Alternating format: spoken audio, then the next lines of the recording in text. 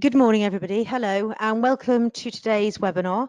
My name is Amanda Chadwick, and I'm a speaker. And today we're speaking on the impact of bad weather, which I'm sure we've all experienced at one time or another. And if you can see this, a slide, so I'm just going to remind everybody who's listening from the jurisdictions of Northern Ireland, also Jersey, Guernsey, the Isle of Man, or the Republic of Ireland. If there's anything on here that you think you want more information on, we're asking you to contact the advice service to obtain the information relevant to your jurisdiction. But actually, I think bad weather actually affects everybody. This webinar's not as long as normal.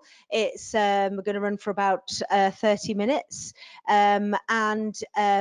It is to gain practical advice on preparing for bad weather, the legal implications of having to keep employees away from work, options to explore if employees cannot make it in, and deciding if it is necessary to close the workplace. So many of you will have likely seen the first-hand impact of bad weather recently. I did a seminar in Brecon, and a gentleman there ran a pub restaurant. His pub and restaurant, he couldn't operate. Well, he could operate it, but hardly anybody was eating there, because normally the pony trekkers and the walkers would come in and eat and drink, and that's how he made his money. A natural disaster, the bad weather that he's experienced, has caused a landslide, which has cut off his pub restaurant, and as a result, work and customers are little and far and few between.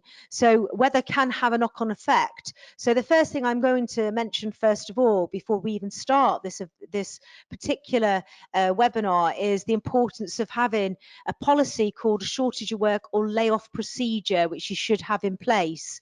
And the reason that you would have that there is because there's many things in business life that we can't plan for. One of them is the weather, whether it be snow, floods, fire, whether it be ice, for example. But there's other things, you know, we've had equine flu, we've had snow, we've had bird flu, swine flu, we've had petrol strike, postal strikes, rioting. There's all sorts of things out there. But today we're talking about the impact of bad weather, which actually, again, is something you may utilize a layoff or shortage of work procedure for. So adverse weather can cause significant disruption to business operations, and it can affect staff's ability to safely travel to work. Additionally, it can lead to the complete closure of a workplace or the use of alternative places of work. Employers should not expect employees to go to lengths which could be dangerous in order to make it into work. Having said that, I worked with a firm over in Buxton, and they said that the local people that lived local to the premises wouldn't be bothered getting out of bed, but people that lived quite far away were actually walking into work. So, but what you've got to remember, that the knock-on effect is that the business may struggle to run at full capacity, causing issues in productivity and output. Remember that employers have a legal duty to ensure the health, safety and welfare of their employees. And what we're going to do during this presentation really is just explore the full implications of bad weather. So having an unusual unexplained absence policy really is a very good idea. And what it should do, it could really outline the notification needs to be provided at least 1 hour before normal start time, and provide the name of the person to be told, such as their line manager. So very much like the absence policy, it's got a conduct, it's got written rules in place which form part of conduct. So if you're going to not come into work today because of bad weather, this is who you notify, within what time scale, so we can plan for it. So many employers maintain a policy to really outline how they will respond in situations where employees cannot be in work due to bad weather. The policy can outline the procedure for notification and what alternative working options are available to employers in these circumstances. It should also specify where an alternative place of work can be found if one is to be used. So, for example, you may have two premises, one's unaffected. I know where I live in North Wales, we can have snow where I live, which we're quite high up, but further down, literally, I don't know, 5 minutes down the road, there's no snow whatsoever. So, you know, you might have two separate places of work, and you might write that into the policy. It might be that you give the opportunity really to work from home. So when bad weather is expected, employers could distribute a notification to employees warning them of the expected bad weather and that they should bear this in mind when travelling into work. So, for example, they may be encouraged to consider alternative modes of travel and provide themselves more time to get in. And employees should also be reminded of any policy in place concerning absence due to bad weather. And remember, you create this handbook with your policies in there. And if somebody doesn't adhere to your policies, one of the 5 reasons for dismissal is conduct. So it's actually a conduct issue when somebody doesn't follow your procedures. So Scotland severe weather and the Fair Work Charter. So what it is, in response to 2018's Beast from the East, the Scottish Government and Scottish Trades Union Congress created a charter to provide a set of guiding principles for employers in this situation. But, other UK companies are also free to follow this if they wish. And the charter says to provide a set of guiding principles for employers in this situation. It provides practical advice on a number of areas, including considerations for safe travel, how weather warnings should be issued, and encouragement of home working if necessary. Now, there's 2 things that your staff read. One is their pay slip, the other is texts. So those are really 2 great ways of communicating with your staff, if you have to, regarding bad weather, well-being, for example, working from home. They're 2 really good ideas to communicate with your staff. So although this charter is voluntary, Scottish companies may be asked by current or prospective employees whether they have adopted the charter and could be named and shamed. Now, if you live in Scotland, and I travel up there quite a lot, and the northeast, you can get to some really rugged landscapes and quite desolate. So the last thing you want to do is be marooned there. So good advice is to advise your staff how to pack the cars. Do they have snow tires, for example? And it's making sure that you've got the right things in place and the right advice that you're giving them. So what we've got here is the fact that, for example, closing the building. So what you might be in a position to do, and this doesn't affect every employer, but is to send employees to another branch or alternative location previously established in times of emergency. So what you should have in your contracts to really allow you to do this is a mobility clause. So you should incorporate a mobility clause into your contracts of employment that outlines employees may need to work at alternative locations in certain circumstances. Without a clause, though, employers are still able to ask their employees to work elsewhere, provided that, it's reasonable. So I'm not saying you're working in Birmingham, but we live in Manchester. What about locally? So what amounts to reasonable would depend upon, really, the location and the time spent there. For example, asking employees to go to another office that is not far from their usual place of work for a limited period until the building is accessible again is likely to be considered quite fine. Asking them to travel significantly further distances for prolonged periods of time could throw up a number of problems. And if an employee feels that this request is unreasonable and have length of service, you may face a constructive unfair dismissal claim. So you do have the right to do it, but play caution to the wind, so knowing that what is local, what is, accessible, and what's reasonable, really. I think we are reasonable, everybody listening at the end of this webinar. So we come to laying off employees. So if the building is shut and work cannot therefore be provided to the workforce, they are technically being placed on layoff. This should be at full pay. Remember this, unless there is an unpaid layoff clause in their contract. And if there is a clause, employers will not need to pay them at full pay, but they may be entitled to statutory guaranteed pay. So if there isn't any building for staff to go to and no alternative way that they can receive work, they should be placed on layoff until the situation is rectified. Statutory guaranteed pay, just a reminder for everybody listening, is currently £29 per week. Payment of, as they abbreviate it, SGP, is limited to a maximum of 5 days within any 3-month period, but it allows somebody with a layoff letter to go and claim benefits, to give it to their mortgage provider, etc. Remember that some employees may also be entitled to claim redundancy pay if the period of layoff lasts for a certain period of time. And the required period of time to have been placed on layoffs is split into two sections as outlined within section 148 of the ERA. The employee is entitled to a redundancy payment where they have been placed on layoff or short time for either 4 or more consecutive weeks or 6 or more weeks within a period of 13 weeks where no more than 3 weeks are consecutive. So I'll repeat that again because it's hard to sink in, isn't it? Even reading it, it's hard to sink in. So 4 or more consecutive weeks, they can claim for redundancy, or 6 or more weeks within a period of 13 weeks. So you could get somebody that's laid off for a week, comes back, laid off again, where no more than 3 weeks are consecutive. So I hope that helps you out. So broken up weeks really over a period of 13 weeks. So if an employee cannot make it into work, now I remember, a person I know who was a lecturer, and I knew them. I didn't say I liked them. I'm going to point that out straight away. And their work ethic was questionable, and that's probably what put me off them. Really, was the fact that they stayed at my house, and it was snowing here, but they were due into university the next day and didn't go into work the next day. And I said, but you're not snowed in here, are you? It's just snow. And they said, yeah, but they don't know that, do they? And that's what irritates me. Really, really irritates me.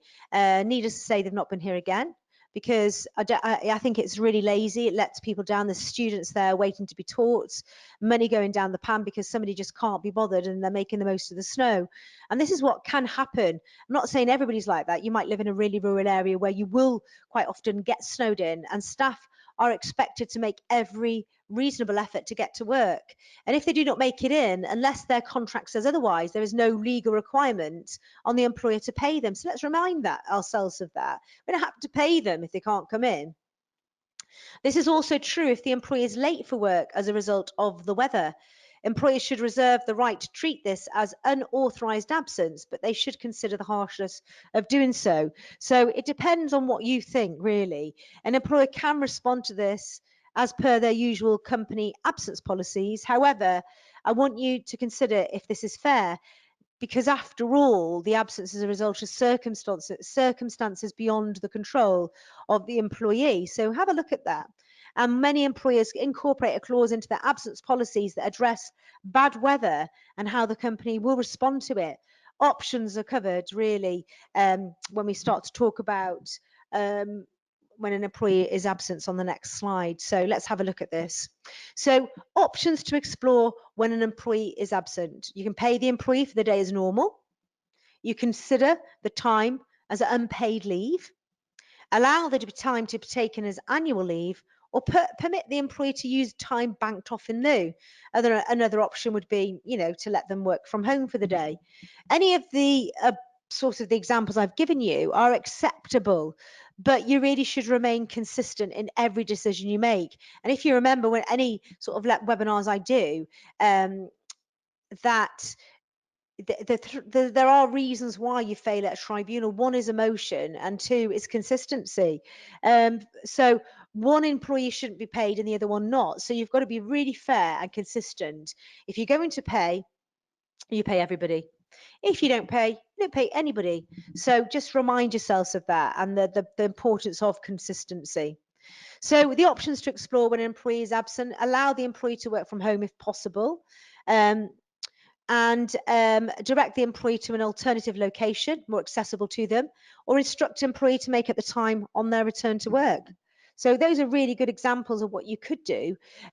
So what the employer should do is inform the employer what they will be expected to do, as outlined on the previous slide. Hold a back to work meeting on their return to discuss the absence in more detail. And we should get really into habit of doing these, even for half a day, whether it's sickness, whether it's dependence leave, bad weather leave. We really should get into the habit of doing them, because it's information gathering and it's painting a picture of an individual. And consider implementing a usual disciplinary process if there's been reason to suspect the employee has not been truthful, but tread carefully.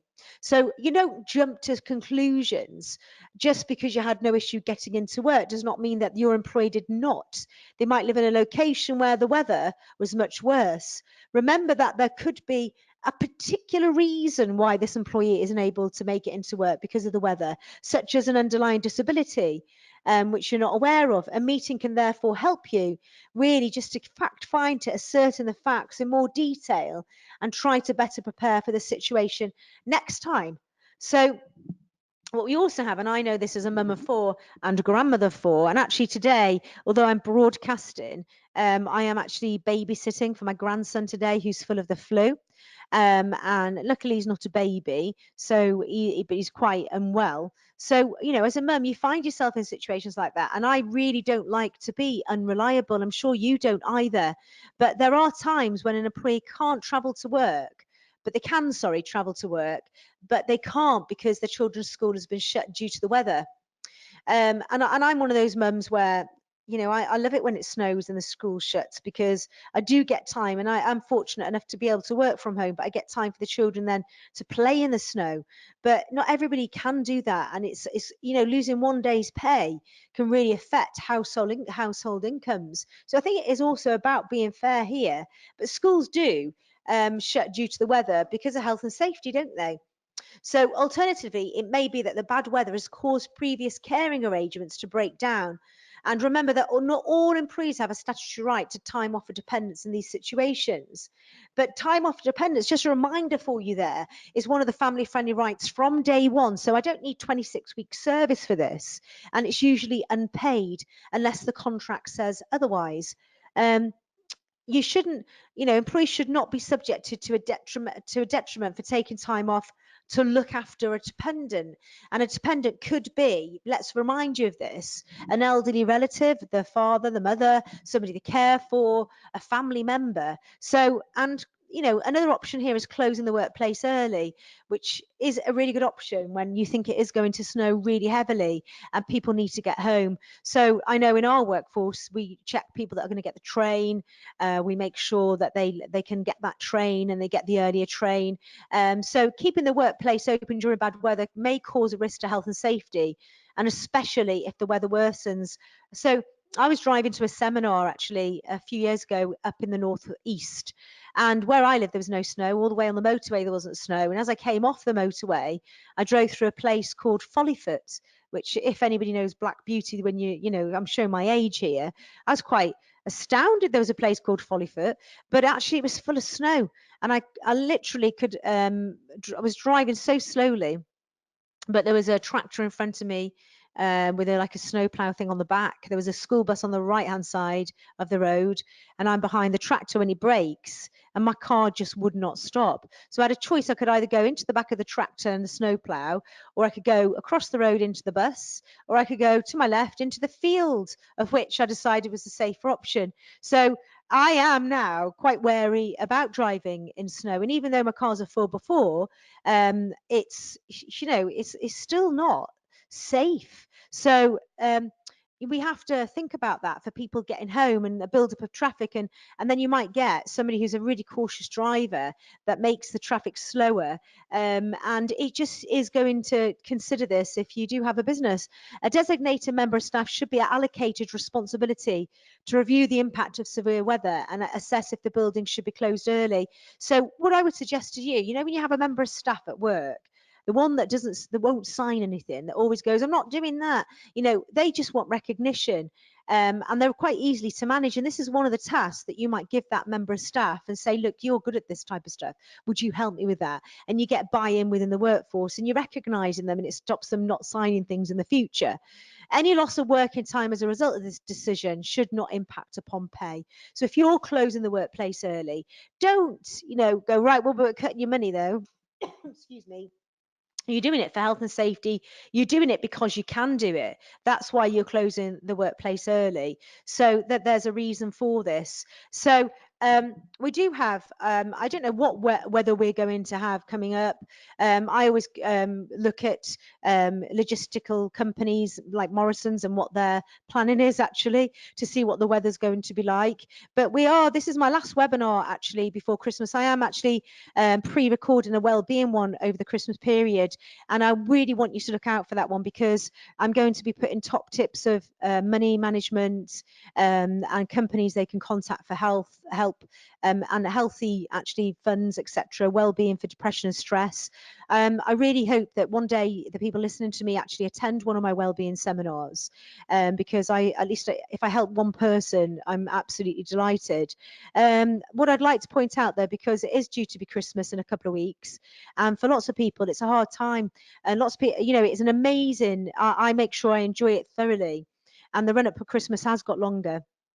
And people put the Christmas tree up earlier because we go to Christmas fairs, we go to Christmas shows, and no matter what religion you are, people enjoy Christmas now for a commercial festivity, and these children do too. And it's a time when we work so hard to enjoy our family life together. But for some people out there, it's hard because they've lost loved ones aren't with them, or actually it's money. It's a time when people have great pressure to buy huge gifts for people, and it costs an awful lot of money. So I wanted to mention a book that is great to give your staff as a present. It's a bit of a well-being book, and it's also a great present for family members and children. It's by Charlie Mackesy. You may have heard about it already. It's called The Boy, the Mole, the Fox and the Horse. And each page in that book contains a message, and they're really profound messages. I talk about it in my wellbeing seminars, and it's an amazing book to give as a gift. It's not truly expensive, but it's a brilliant book to give.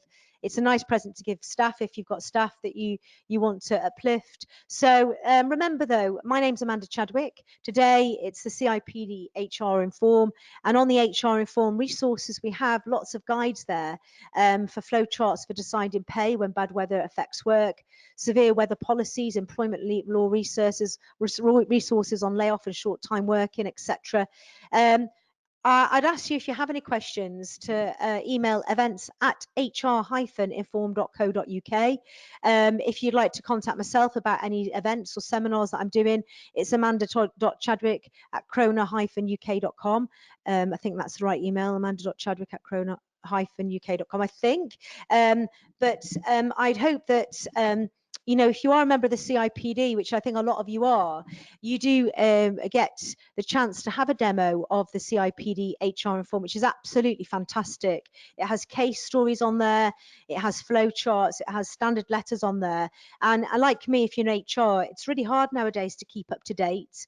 And it's always nice to have a pat on your back and know that you've written the right letter with the right word in, and that it is definitely a 7-day letter, for example.